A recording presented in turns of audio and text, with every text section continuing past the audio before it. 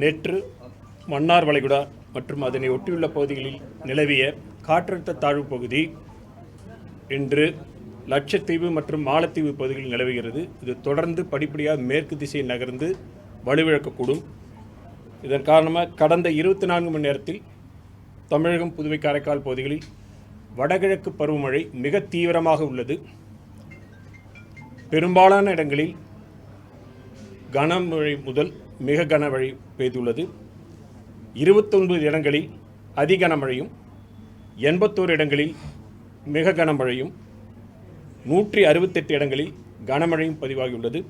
அதிகபட்சமாக நெல்லை மாவட்டம் ஊத்து பகுதியில் 54 சென்டிமீட்டர் மழை பதிவாகியுள்ளது. நேற்று அந்த ரெட் அலர்ட் கொடுத்திருந்தவங்களே அந்த 3 மாவட்டங்கள்லையும் பதிவாயிருக்கு, அதி கனமழை பதிவாகியிருக்கிறது.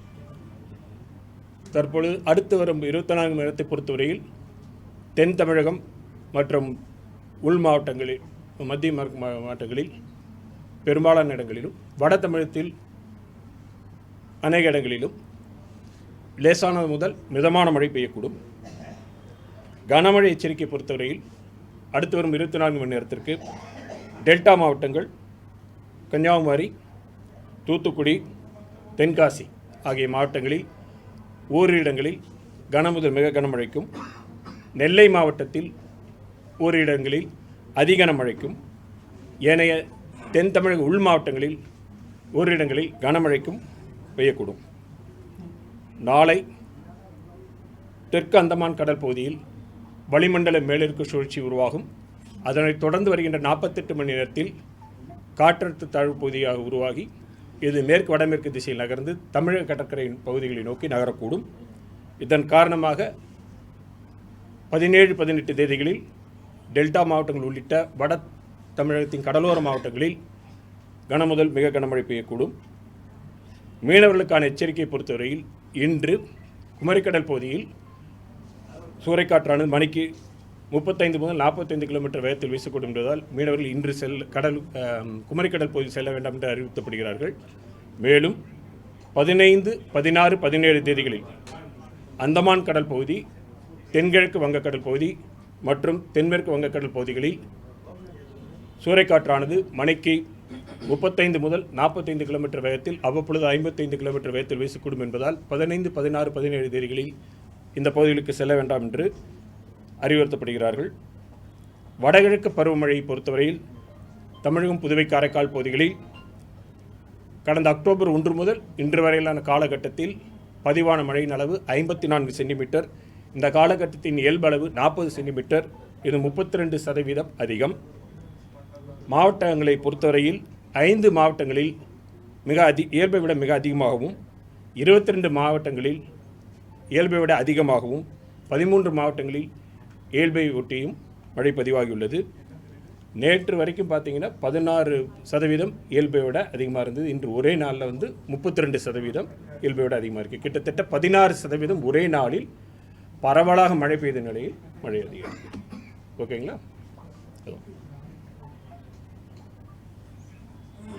அந்த லோ ப்ரெஷர் ஏரியா அப்படியே மேற்கு நகர்ந்து அரபிக்கடல் பகுதியில் போயிடும்.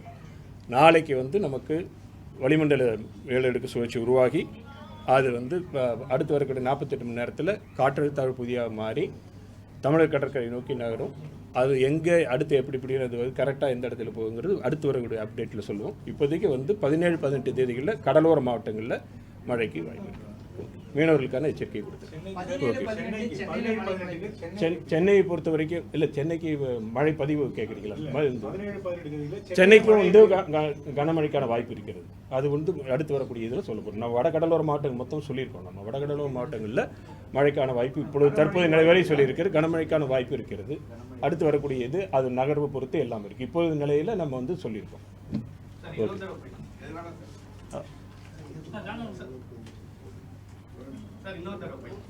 சார், இன்னைக்கு பொறுத்தவரை இந்த தென்காசி நெல்லை பகுதிகளில் ரொம்ப ஹெவி ரெயின் இருக்கும் அப்படின்ற மாதிரி நம்ம கொடுத்துருக்கோம். 29 இடங்களில் பதிவாயிருக்கு. நம்ம கொடுத்துருக்கோம்.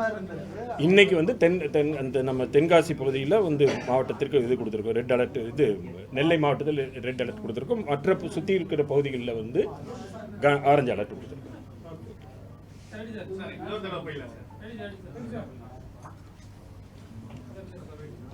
நேற்று மன்னார் வளைகுடா மற்றும் அதை ஒட்டியுள்ள பகுதிகளில் நிலவிய காற்றழுத்த தாழ்வு பகுதி இன்று லட்சத்தீவு மற்றும் மாலத்தீவு பகுதிகளில் நிலவுகிறது. இது அடுத்து வரும் 24 மணி நேரத்தில் மேற்கு திசையில் நகர்ந்து படிப்படியாக வலு குறையக்கூடும். கடந்த 24 மணி நேரத்தில் தமிழகம், புதுவை, காரைக்கால் பகுதிகளில் பெரும்பான்மையான இடங்களில் கனமுதல் மிக கனமழை பெய்துள்ளது. 29 இடங்களில் அதி கனமழையும் 81 இடங்களில் மிக கனமழையும் 168 இடங்களில் கனமழையும் பதிவாகியுள்ளது. அதிகபட்சமாக நெல்லை மாவட்டம் ஊத்து பகுதியில் 54 சென்டிமீட்டர் மழை பதிவாகியுள்ளது. அடுத்து வரும் 24 மணி நேரத்தை பொறுத்தவரையில் தென் தமிழகத்தில் பெரும்பாலான இடங்களிலும் வட தமிழகத்தில் ஒரு சில இடங்களிலும் லேசானது முதல் மிதமான மழை பெய்யக்கூடும். கனமழை எச்சரிக்கையை பொறுத்தவரையில் டெல்டா அடுத்து வரும் 24 மணி நேரத்திற்கு டெல்டா மாவட்டங்கள் கன்னியாகுமரி, தூத்துக்குடி, தென்காசி மாவட்டங்களில் ஓரிரு இடங்களில் கனமுதல் மிக கனமழையும், நெல்லை மாவட்டத்தில் ஓரிரு இடங்களில் அதி கனமழைக்கும் வாய்ப்புள்ளது.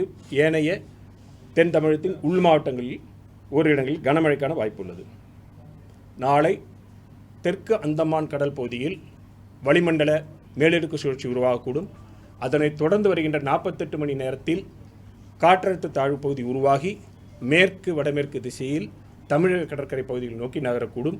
இதன் காரணமாக 17, 18 தேதிகளில் வட கடலோர மாவட்டங்களில் கனமழைக்கான வாய்ப்பு உள்ளது.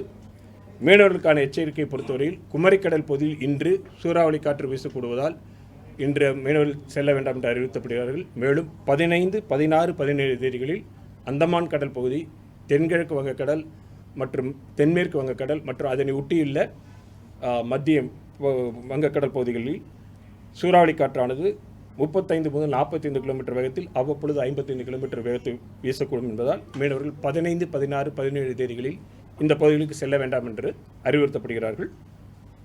தமிழகம், புதுவை, காரைக்கால் பகுதிகளில் வடகிழக்கு பருவமழை அக்டோபர் 1 முதல் இன்று வரையிலான காலகட்டத்தில் பதிவான மழையின் அளவு 54 சென்டிமீட்டர். இந்த காலகட்டத்தின் இயல்பு அளவு 40 சென்டிமீட்டர். இது 32% இயல்பை விட அதிகம்.